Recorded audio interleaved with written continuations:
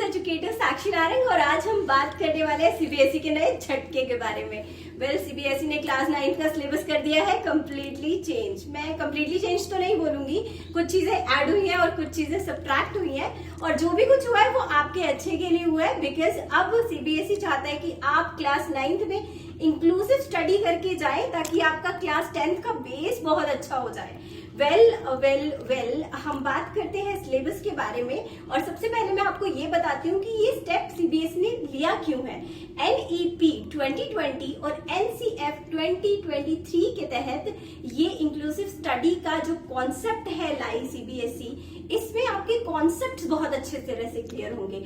हर चीज आपका इंटीग्रेटेड चलेगा और रियल लाइफ से आपका कनेक्शन बहुत अच्छा बनेगा। और अब हम बात करते हैं आपके सिलेबस के बारे में। सबसे पहले तो मैथ्स के जो चैप्टर्स हैं वो 12 से 15 हो गए हैं, पर डियर घबराने वाली बात नहीं है, आपका बेस बहुत अच्छा बनेगा क्योंकि आपका जो पॉलिनोमियल चैप्टर है वो पार्ट 1 और पार्ट 2 में बांट दिया गया है।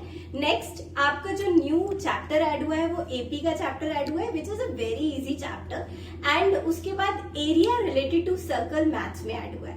अब हम बात करते हैं साइंस में। तो साइंस में न्यूटन जी तो जा रहे हैं और आर्किमिडीज जी अपनी एंट्री ले रहे हैं। That means gravitation completely cut हो चुका है, सो नो टेंशन। फिजिक्स का एक चैप्टर तो हुआ कम, 5 चैप्टर थे 4 हो गए अब। और अब आपका जो चैप्टर है वर्क एनर्जी एंड पावर था जो, अब वो work energy and simple machine बन चुका है। तो वो याद है आपने क्लास 4th में पढ़ा था, पुली एंड लेवर, ये सब आपने पढ़ा था।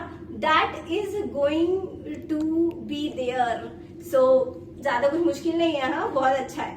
नेक्स्ट आपका जो लास्ट चीज है वो है अर्थ साइंस ऐड हुई है एक, जिसके अंदर आपका केमिस्ट्री, बायो एंड फिजिक्स का इंटीग्रेटेड कोर्स रहेगा। अब हम बात करते हैं आपके एसएसटी के सिलेबस के बारे में। एसएसटी के सिलेबस में पहले आपको 4 बुक्स पढ़नी होती थी, history, civics, Jio and economics अलग अलग। अब आपकी स्टडी को और इंक्लूसिव बनाने के लिए 2 बुक्स आई हैं, पार्ट ए और पार्ट बी करके।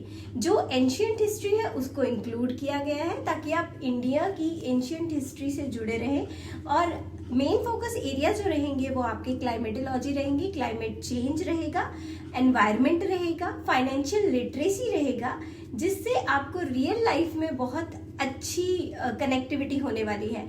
जो भी केस बेस्ड क्वेश्चंस रहेंगे उसमें आप काफ़ी हद तक आपको बहुत ज़्यादा हेल्प मिलेगी इस चीज़ से। This is what CBSE is going to do now, कि आपकी जो 10th की स्टडी है उसके लिए आपको ऑलरेडी पहले से ही प्रिपेयर कर रही है CBSE. So isn't it good, है ना, ये अच्छी बात है ना।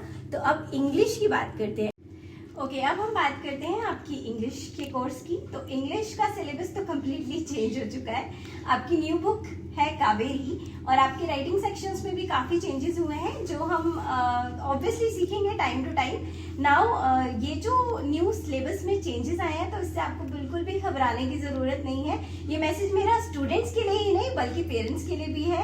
पेरेंट्स आप बिल्कुल भी पैनिक ना कीजिए, क्योंकि ये जो न्यू सिलेबस सीबीएसई ने लॉन्च किया है ये कुछ ना कुछ अच्छे के लिए किया है। लाइफ में हर चीज़ कभी ना कभी पहली बार होती है, और इट्स गुड कि वो आपके बच्चे के साथ हो रहा है, तो एक नया एक्सपीरियंस उसे मिलेगा। और ये नई जर्नी में मैं हमेशा आपके साथ हूँ।